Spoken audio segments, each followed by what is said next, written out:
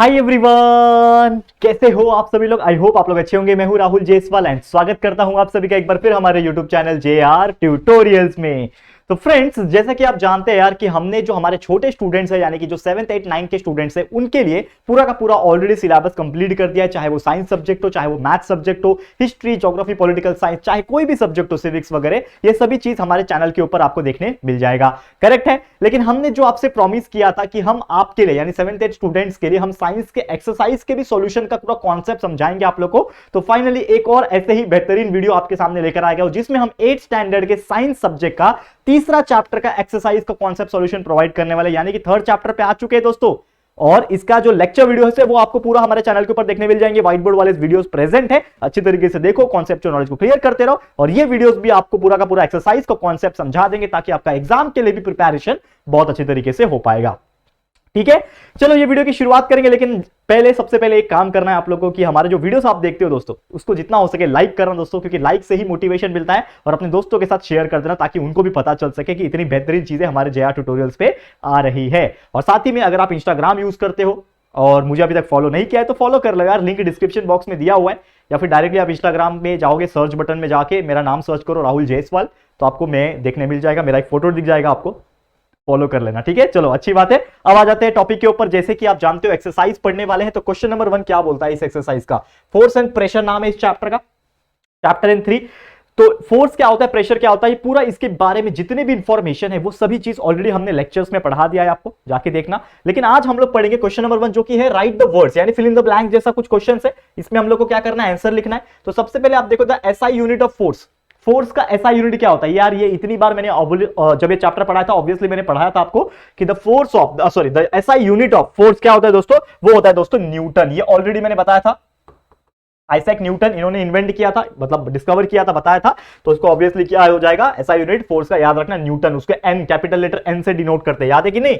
The air pressure on our body is equal to dash pressure. किससे same होता है? हमारा जो अंदर का प्रेशर है वो इक्वल टू बाहर का प्रेशर। बाहर के प्रेशर को हम लोग क्या बोलते हैं? एटमॉस्फेरिक प्रेशर बोलते हैं। तो हमारा आंसर क्या हो जाएगा? Atmospheric pressure. ठीक है, क्लियर है? एटमॉस्फेरिक प्रेशर, ये वाला आंसर हो जाएगा उसका, एटमॉस्फेरिक प्रेशर। ठीक है, क्लियर है? Next question, for a given object the buoyant force in liquids of different dash is dash. मतलब क्या आएगा कि जो भी बायंट फोर्स होता है, बायंट फोर्स आपको याद दिला दूं कि जो भी वाटर होता है, ठीक है ना, अगर कोई चीज डूबती है तो वो चीज को डूबने से रोकने के लिए जो अपोजिट फोर्स लगता है ना, उसको बोलते हैं buoyant force, BF, buoyant force. ठीक है, ये सब मैंने पढ़ाया हो दोस्तों, बायंसी में पढ़ाया हुआ है। बायंसी का टॉपिक था, लास्ट टॉपिक इस चैप्टर का, लेक्चर्स में जाके देखना, आपको समझेगा। तो ये जो बायंट फोर्स होता है वो क्या होता है? क्या बोल रहा है कि the given object buoyant force in liquids of different dash is dash. क्या होता है दोस्तों? मैं आपको बता दूं कि डेंसिटी जो होता है ऑफ डिफरेंट डेंसिटी, इसमें क्या लिखोगे आप? Of different density is dash. तो क्या हो जाएगा? डिफरेंट डेंसिटी के लिए क्या हो जाता है? डिफरेंट होता है। डिफरेंट डेंसिटी के लिए डिफरेंट होता है, मतलब अलग अलग डेंसिटी होगा तो अलग अलग बायंसी भी होती है, बायंट फोर्स भी अलग अलग लगते हैं। ठीक है, चौथा क्वेश्चन है the SI unit of pressure. Pressure is equal to force upon area. तो फोर्स का होता है न्यूटन, एरिया का होता है मीटर पर सेकंड, मीटर स्क्वायर। तो न्यूटन और मीटर स्क्वायर, तो न्यूटन और मीटर स्क्वायर किधर है? देखो, ये न्यूटन मीटर क्यूब है, ये नहीं आएगा। ये न्यूटन पर मीटर स्क्वायर है, यही आएगा, मतलब न्यूटन पर metre square. This is your correct. मतलब प्रेशर का ऐसा यूनिट होता है न्यूटन पर मीटर स्क्वायर। याद रखना, दिमाग में बिठा लो, फिट कर लो, याद कर लो, कैसे भी कर लो, ये आपको एग्जाम में काम आएगा बहुत अच्छी तरीके से। समझ में आ गया? तो ये था हमारा सबसे पहला question, fill in the blanks. बहुत अच्छी तरीके से हमने आपको पूरा का पूरा टॉपिक को, कंसेप्ट को पूरा अच्छी तरीके से एक्सप्लेन कर दिया है। क्लियर है? आगे बढ़े, अभी नेक्स्ट क्वेश्चन की तरफ जाते हैं। आप देखते हैं क्या है हमारा अगला क्वेश्चन। अब आप देखो क्या बोल रहा है, match the pairs, match the following है। बहुत सिंपल है यार। तो क्या करना है मैच द फॉलोइंग में? ग्रुप ए दिया है, ग्रुप बी दिया है, यहाँ पे फ्लूइड है, बायंट नाइफ है, शार्प नीडल है, रिलेटिव डेंसिटी है, हेक्टोपास्कल है। तो सबसे पहले फ्लूइड, अगर मैं फ्लूइड की बात करूं, जो भी फ्लूइड होता है, मतलब जो भी लिक्विड होता है ना, तो लिक्विड कैसा प्रेशर लगाता है? हाई प्रेशर लगाता है, एटमॉस्फेरिक प्रेशर लगाता है, स्पेसिफिक ग्रेविटी, या फिर लोअर प्रेशर, या फिर सेम प्रेशर। तो मैं आपको बता दूं कि जो फ्लूइड होता है ना, वो कैसे भी बहले, हर जगह उसका जो प्रेशर होता है वो सेम होता है, ऑलरेडी मैंने पढ़ा हुआ है। तो फ्लूइड का आ जाएगा सेम प्रेशर। किधर दिख रहा है सेम प्रेशर? ये वाला। ठीक है, तो फ्लूइड का आ जाएगा सेम प्रेशर, ये वाला। मैच नहीं करना है ऐसे, ये मैं आपको करके दिखा रहा हूं, लेकिन आपको तो आंसर सामने सामने लिखना है, यानी कि फ्लूइड के सामने लिखना, ये वाला same pressure in all direction. Correct है? लिख लोगे? ये तो मैं एक्सप्लेनेशन करने के लिए डायरेक्ट आपको एरो करके दिखा दूंगा, आप समझ जाना। ब्लंट नाइफ, ठीक है, ब्लंट नाइफ मतलब क्या होता है? एक तरीके से अगर मैं बात करूं यहां पे ब्लंट नाइफ की, तो यानी कि कुछ ऐसा नाइफ जो एकदम धारदार है, तो कितना प्रेशर लगाएगा? कोई भी एकदम धारदार चीजें जब होती है ना, तो एकदम हायर प्रेशर लगता है। याद रखना, एकदम धार वाली चीज से कोई भी चीज आसानी से कट जाता है। क्यों कटता है? क्योंकि प्रेशर बहुत ज्यादा लग जाता है। ठीक है, अब शार्प नीडल जो है, बहुत ज्यादा शार्प नीडल अगर होता है दोस्तों, ठीक है, सॉरी, ब्लंट नाइफ का मीनिंग उल्टा होता है, ये आपको ध्यान में रखना है। ठीक है, मैं आपको एक चीज बता दूं, हाँ देखो यहां पे ध्यान से, मैं जो आपको अभी चीजें बता रहा हूं ना, ये आपको ध्यान में रखना है। हाँ, अभी अभी आपको एक चीज समझेगा, ब्लंट नाइफ का मतलब शार्प नहीं होता है। यहां पे मेरे को शार्प नीडल को देख के मैंने लगा दिया, लेकिन गलती हो जाती है सबसे, तो शार्प नीडल का आएगा हायर प्रेशर। देखो यहां पे ध्यान से, नीडल एकदम शार्प है, तो जितनी ज्यादा शार्प रहेगी उतना हायर प्रेशर लगता है, तो शार्प नीडल का हायर प्रेशर आएगा। लेकिन ब्लंट नाइफ मतलब ऐसा चाकू जिसका कोई धार नहीं है, ब्लंट नाइफ, तो इसका जो प्रेशर होगा बहुत कम होगा, यानी लोअर प्रेशर आ जाएगा। इसका आंसर लोअर प्रेशर करेक्ट है। रिलेटिव डेंसिटी, रिलेटिव डेंसिटी का क्या आ जाएगा, मुझे एक बात बताओ। Relative density is nothing but specific gravity, ये वाला आ जाएगा। डेंसिटी का जब भी बात होती है, रिलेटिव डेंसिटी की जब भी बात आती है, तो स्पेसिफिक ग्रेविटी का टॉपिक निकलता है। ठीक है, और लास्ट हेक्टोपास्कल। हेक्टोपास्कल का क्या आ जाएगा, एटमॉस्फियर को मेजर करने के लिए होता है दोस्तों, एटमॉस्फेरिक प्रेशर को मेजर करने के लिए होता है। ठीक है, ये होता है हेक्टोपास्कल। ठीक है, याद रखना। ठीक है, स्पेसिफिक ग्रेविटी, हाँ यहां पे भी गड़बड़ हो गया। ठीक है, देखो, हाँ ये तो हो गया हमारा परफेक्ट। यहां पे देखो, relative density is nothing but atmospheric pressure.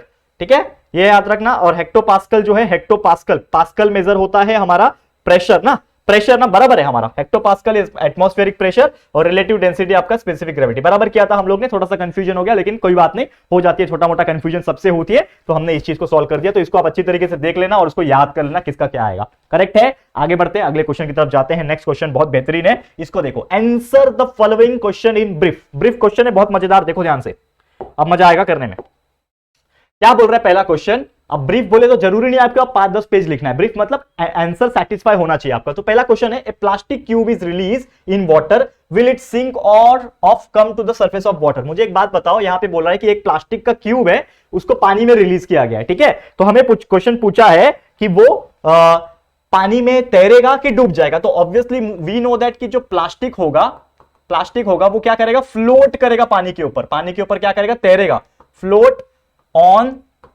The surface of water. क्योंकि कभी भी आप प्लास्टिक बॉल ले लो और एक पानी का टब ले लो, उसमें प्लास्टिक बॉल डालो तो प्लास्टिक बॉल नहीं डूबेगा, कुछ भी कर लो प्लास्टिक बॉल नहीं डूबेगा, वो वाटर के सरफेस के ऊपर तैरेगा। क्यों तैरेगा, क्योंकि उसका जो डेंसिटी होगा, जो प्लास्टिक का जो डेंसिटी होगा वो लेस होगा, इज लेस, किससे लेस होगा, less than that of water.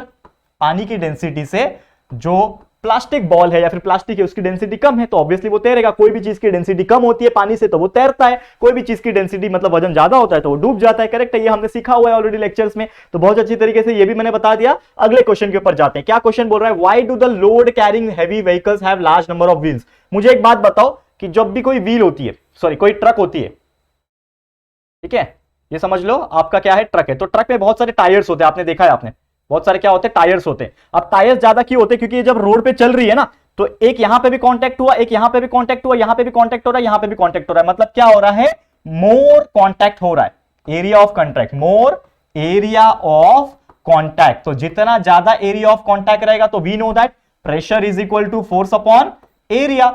तो pressure is inversely proportional. Pressure क्या है, इनवर्सली प्रोपोर्शनल, मतलब जितना एरिया बढ़ेगा प्रेशर कम होगा। तो जो बड़े बड़े लोड कैरिंग हैवी व्हीकल्स होते हैं, बड़े बड़े ट्रक वाले जो होते हैं ना, उनमें बहुत हैवी सामान रखा होता है, तो प्रेशर मतलब कम लगना चाहिए ना, तो गाड़ी डिसबैलेंस हो सकती है, एक्सीडेंट हो सकता है। तो प्रेशर कम करने के लिए उसका एरिया बढ़ाते हैं। तो एरिया कैसे बढ़ेगा, जब ज्यादा टायर डाल दोगे, तो बहुत बड़े बड़े टायर्स और ज्यादा टायर्स डाल देते हैं तो एरिया ऑफ कांटेक्ट बढ़ जाएगा, जिसके वजह से प्रेशर जो कम है, प्रेशर जो है वो कम हो जाएगा, जिसके वजह से हैवी व्हीकल्स आप जितने भी देख लो, सबके जो टायर्स होते हैं बहुत ज्यादा होते हैं कंपैरेटिवली नॉर्मल व्हीकल्स के। ठीक है, तो ये उसका आंसर हो जाएगा। ठीक है, तो greater area of contact between two surface, less will be the pressure. ठीक है, समझ में आ गया, मोर area of contact, less will be the pressure, याद रखना, less will be the pressure, ये चीज याद में रखना। करेक्ट है, इजी है, बहुत सिंपल है। Next question, how much pressure do we carry on our head. हमारे सर के ऊपर हम कितना वजन रख सकते हैं। तो मैं आपको बता दूं, बहुत सिंपल है, इसका जो आंसर है वो है 1 बार। अब 1 बार का मतलब होता है दोस्तों 10⁵ पास्कल।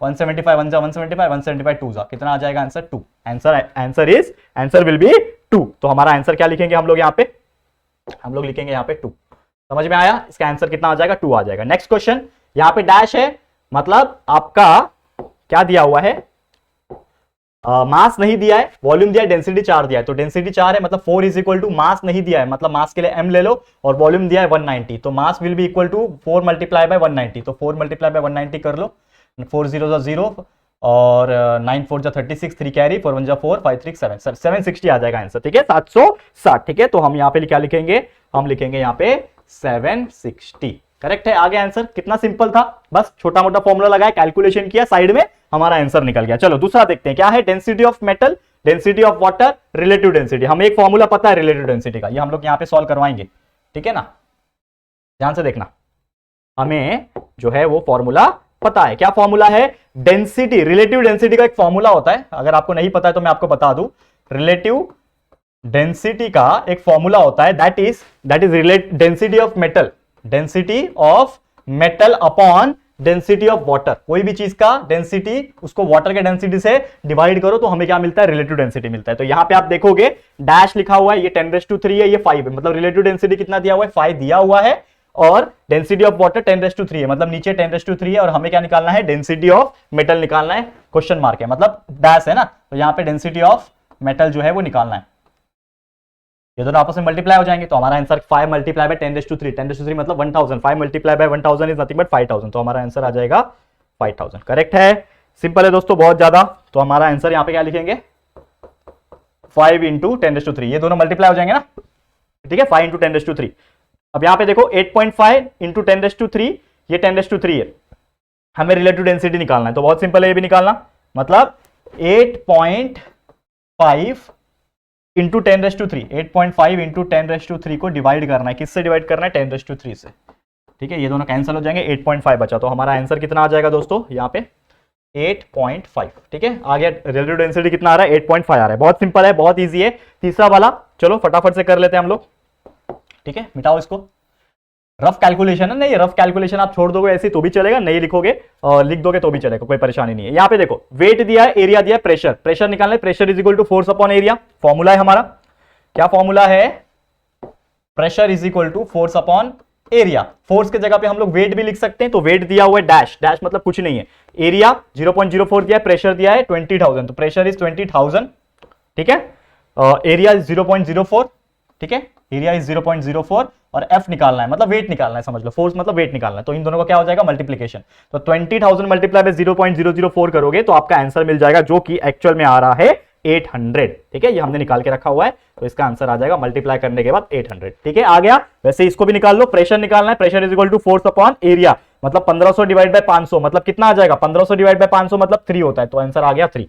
करेक्ट है, क्लियर है। तो उम्मीद कर रहा हूं कि देखो ये ऐसे क्वेश्चंस आएंगे एग्जाम में, कंप्लीट द फॉलोइंग और या फिर कंप्लीट द फॉलोइंग एक्टिविटीज, ऐसा टेबल कंप्लीट करने के लिए, तो ऐसे बहुत सारे आते हैं। आपको बस फॉर्मूलेस पता होना चाहिए, फॉर्मूलेस में वैल्यू डालो, साइड में कहीं पे कैलकुलेशन करो और उसमें लिख दो, हमारा प्रॉपर तरीके से आंसर आ जाएगा। ठीक है, समझ में आ गया। तो उम्मीद करता हूं क्वेश्चन नंबर 5 जो कि बहुत ज्यादा ईजी लगता है मुझे, तो उम्मीद करता हूं ये आपको बहुत अच्छी तरीके से समझ में आ गया होगा। अब हम चलते हैं किसके ऊपर? अब हम चलेंगे हमारे अगले क्वेश्चन के ऊपर और देखते हैं अगला क्वेश्चन क्या है। वाओ, क्वेश्चन नंबर 6 आ गया हमारा, न्यूमेरिकल्स, जो हमने इस चैप्टर में बहुत अच्छी तरीके से सिखाया है आपको। तो क्वेश्चन नंबर 6 बात करेंगे न्यूमेरिकल्स की, बहुत इजी है, बिल्कुल ध्यान से देखना। सबसे पहले क्या बोल रहा है? The density of metal. हम लोग को क्या दिया है यहाँ पे? हम लोग सबसे पहले क्या लिखते हैं, अगर आपको याद होगा तो सबसे पहले हम लोग कोई भी चीज में लिखते हैं गिवन। न्यूमेरिकल जब भी आया तो गिवन लिखना होता है। गिवन में क्या दिया है? डेंसिटी ऑफ मेटल दिया हुआ है, लिख दो डेंसिटी ऑफ मेटल हमें दिया हुआ है। कितना दिया density of metal? 10.8 into 10⁻³ kg पर मीटर क्यूब। ये हमें क्या दिया हुआ है? डेंसिटी ऑफ मेटल दिया हुआ है। हमें पूछा है find the relative density of metal, मतलब इन शॉर्ट हमें क्या निकालना है? रिलेटिव डेंसिटी निकालना है। ठीक है, और एक और चीज हम जानते हैं कि कभी भी रिलेटिव डेंसिटी वाला चीज आया तो वाटर का डेंसिटी हमें पता है, तो कितना होता है वाटर का डेंसिटी? तो density of water is, we know, हमें पता है कि we know density of water जो होता है ये हमें पहले से ही पता है, और इसका वैल्यू आपको याद भी रखना है कि we know that the density of water is 1000 kg पर मीटर क्यूब। ये होता है, हमेशा याद रखना, ये फिक्स है, कॉमन है, 1000 kg पर मीटर क्यूब। तो हमें एक्चुअल में क्या निकालना है? रिलेटिव डेंसिटी निकालना है। तो फॉर्मूला लगा दो, अभी अभी हमने फॉर्मूला पढ़ा ना, तो रिलेटिव डेंसिटी का फॉर्मूला होता है डेंसिटी इज इक्वल टू जो भी मेटल का दिया है डेंसिटी, तो डेंसिटी ऑफ मेटल, ठीक है, अपॉन डेंसिटी ऑफ वाटर।